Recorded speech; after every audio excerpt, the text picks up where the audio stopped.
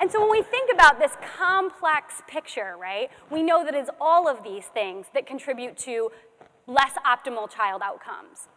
The science is getting a lot better at trying to parse out some of these effects. And what we know now is when we account for some of these other variables, statistically can control for those things, what really hangs true is the effect of parental incarceration on children's antisocial behavior, above and beyond all those other risk factors. Now we know, as I told you earlier, that parental incarceration is a risk factor for things like internalizing problems, the depression, anxiety, withdrawal, externalizing problems, the antisocial behavior, delinquency, those sorts of things, and school failure, all of those things related to the school environment. But when we account for all of these other complex variables, the thing that seems to hold the strongest is that link to antisocial behavior. And again, this has long-lasting implications for potentially the next generation of offenders. And so we really do, the onus is on us to figure out a way to break this cycle.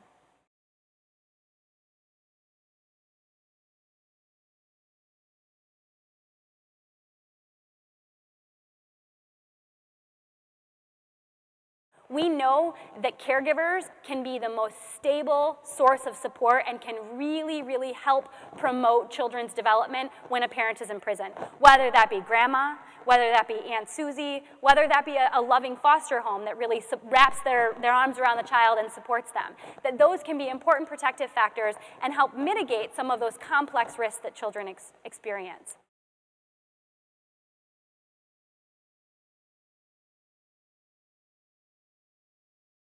And I just reminded him, one woman comes to me and she says, I need to ask you a question. I have a 13-year-old daughter. I'm here, and I live in Maine, and I see her once a month, and she's 13, and I'm really starting to have problems. And I said, listen, whether you're in Maine with her or you're here at 13, that's the problem. She's 13, and I told her, I just assured her that everything's going to be all right, and that you could be a dedicated, nurturing mother no matter where you're at.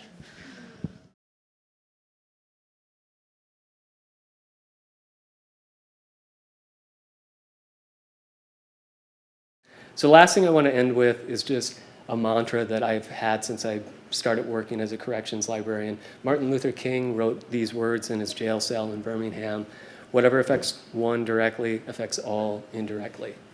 And I'm a new father, and I have a little boy, and I want the children of these incarcerated parents to have the same opportunities and same advantages that I hope to give to my son, because those kids and my son are our future, and they're going to be taking care of us. So I hope we can do as much as we can for them now.